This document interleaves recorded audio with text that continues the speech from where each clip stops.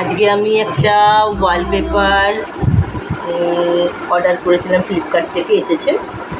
তো আমি একটা দরজাতে রং করব না, সেখানে এই ওয়ালপেপারটা লাগাবো। অলরেডি আমি একটা দরজাতে লাগিয়ে দিয়েছি, তো আর একটা দরজায় লাগাবো। তোমাদের দেখাচ্ছি কীরকম লাগবে, দেখো। কারণ সবারই তো অত পয়সা নেই সানমাইকার লাগাবার। তো আমি একটা দরজার একটা সাইডে সানমাইকার লাগিয়েছি, আর একটা সাইডে আমি এই ওয়ালপেপারটা লাগাবো। তোমরা দেখে বলবে কেমন হয়েছে। যদি তোমাদের ভালো লাগে তাহলে তোমরাও বাড়িতে যে কোনো জায়গায় লাগাতে পারো।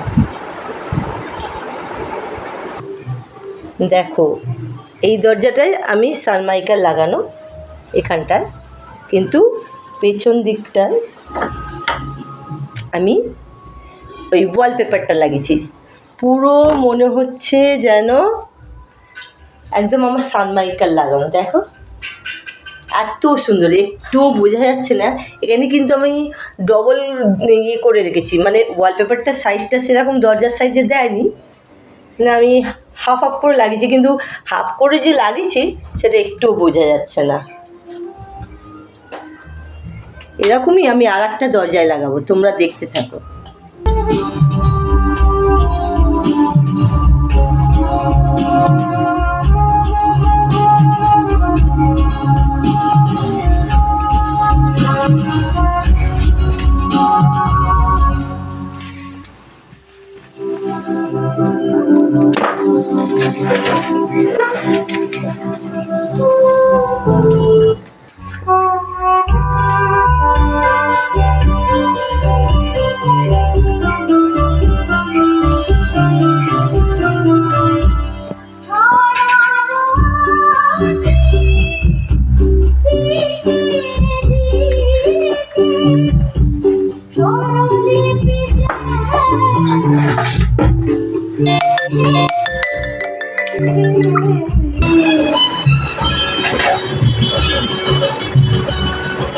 গরম আয়রনটা নিয়ে আমি উপর প্রেস করে চেপে দিই, তাহলে এটা কি বলো তো, ভালো করে চেপে বসে যাবে কাঠটা দিয়ে।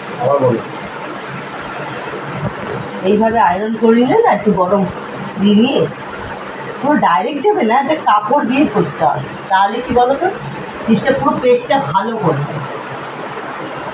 এটা আমি নিজে থেকেই করেছি, করে দেখলাম না, এক এক সময় এক এক জায়গায় দেখেছি যে গরম ইস্ত্রি দিয়ে করে দিলে তো পেস্টটা ভালো হয়।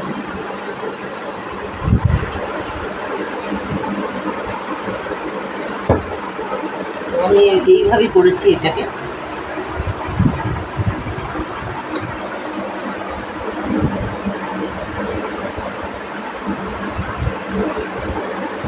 একটু কাটতে হবে,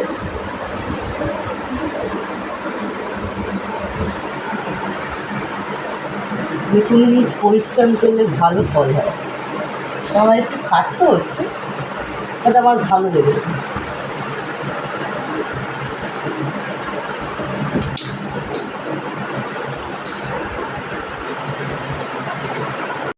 আমি এইভাবেই পুরো দরজাটায় লাগিয়েছি। আমি ভিডিওটা করার একটাই কারণ, কম পয়সায় আমরা একটা দারুণ লুক দেখতে পারি।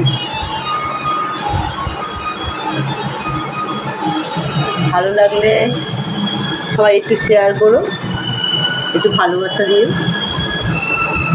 লাভ ইউ, টাটা।